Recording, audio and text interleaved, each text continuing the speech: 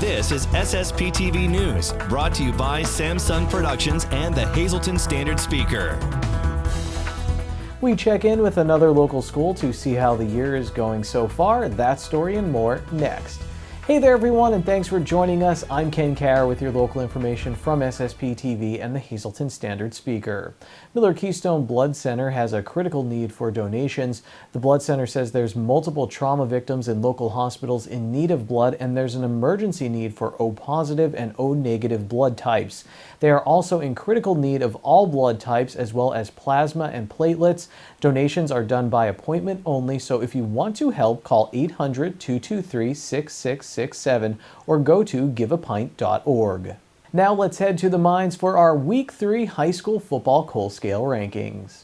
Our two teams in the lignite grade met in Week 3 with Marion getting the win over Shenandoah Valley. Mike Balaga kicked a 47-yard field goal for the Colts, and Jacob Fenstermacher rushed for 150 yards. Owen Kozar connected with Joey Vivacis for a 26-yard pass for Shenandoah Valley that led to a touchdown run by Brian Dunn. In the bituminous grade this week, Hazleton area is heating up. The Cougars got their first win of the season over Tunkhannock. Kevin Molesky had a rushing touchdown and a receiving touchdown on offense and 2 interceptions on defense. Ryan Matjes returned a fumble 70 yards for a touchdown, and Kellen Warner overcame 2 interceptions in the first half to finish the game with 344 passing yards and 3 touchdowns. Monoy area jumps up into the anthracite grade after their second straight Schuylkill League Division II win. Ben Manley and Cole McGrody both rushed for over 150 yards in the victory over Minersville. Quarterback Ben Terry had 4 touchdowns and kicked 4 extra points. That adds up to 28 of the Golden Bears' 48 points. Tamaqua had Nate Kirby and Logan Hess both rush for over 100 yards in a win over Riverside.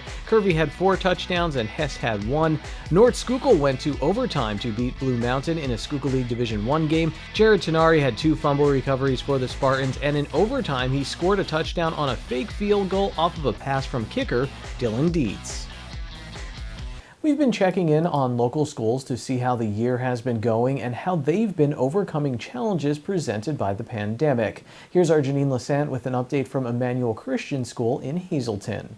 Joining us now on SSPTV News, we have Susan Selby. She is the CEO with Emmanuel Christian School in Hazleton. Thanks for joining us here. You're welcome. Thanks for having me. So we're about 4 weeks into school, and you are actually in school now. Is that how Emmanuel Christian is working? Is everyone in person in school? That's correct. So kindergarten through 12th grade, they are all here. We are doing a hybrid program. So not everybody is here every day, but they are all here at certain times during the week in person. Okay. So how has that been going with the social distancing, and how has Emmanuel Christian been handling the safety precautions due to COVID? Yeah, so because of the size of our building and our classrooms, we pretty much needed to do the hybrid program. It would have been too difficult to fully open and maintain all that distancing. It's going really well. I feel really confident in the decision we made, especially because with less kids, we can just kind of do school. So, there's a lot of fears out there that you're going to be spending all day saying, spread out and put your mask up and do this and do that, and we're just really not having to. So it's a really nice, relaxed atmosphere and fun for the kids, and it's going very well. Now you're doing something different with kindergarten. You're offering AM and PM kindergarten classes. Yeah, so that was the one thing that didn't go as well, and so we changed it.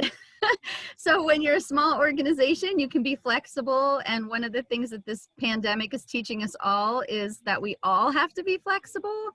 So these little ones, they're so small and they don't know how to use technology, and a lot of them haven't been in school before. So we tried the hybrid with kindergarten, and it just was not very effective. So we're switching on Monday to an AM/PM program so that they can be here with consistency.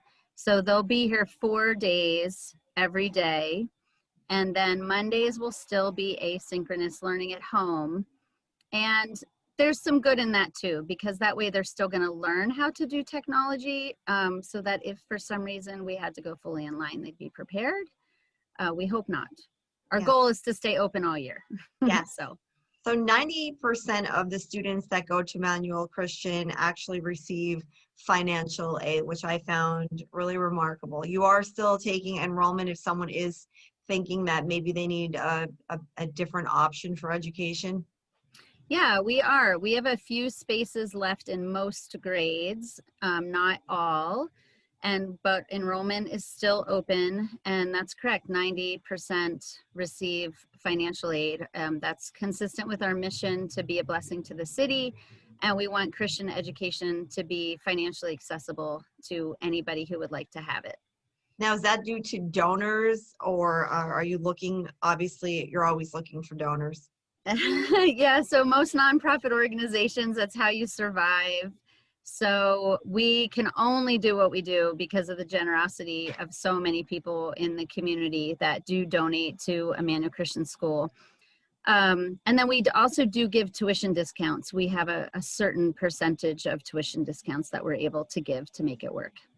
Okay. And your website, if people want information, how active are you on your website? What is your website? So our URL for our website is www.icshazelton.org. And we're more active on our Facebook page. So that's a good place to go too. And that's the link is also ICS Hazelton. And our email for anyone who's interested in admissions is simply admissions@icshazelton.org. Very good.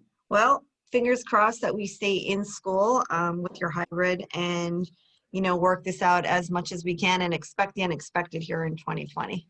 Yeah, thank you so much for giving us the opportunity to spread the word. We're looking forward to these kindergartners having a great year as well as everybody else. So stay safe. Time now for weather on SSPTV News.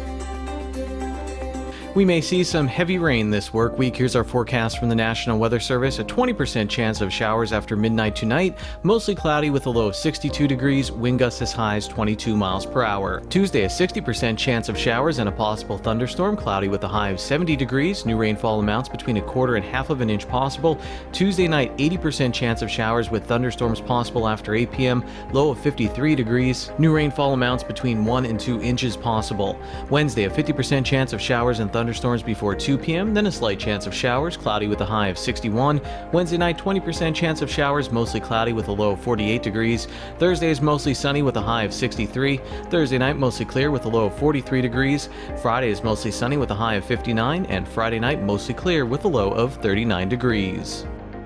Coming up next, tips on keeping your kids safe online, and in sports, a preview of our upcoming Good Sports podcast with a former Hazelton Area High School softball star. And today in the SSPTV Spotlight, we get a lesson in the law from Judge Coriel Stevens. Good evening, everyone. Here's today's Talk of the Town.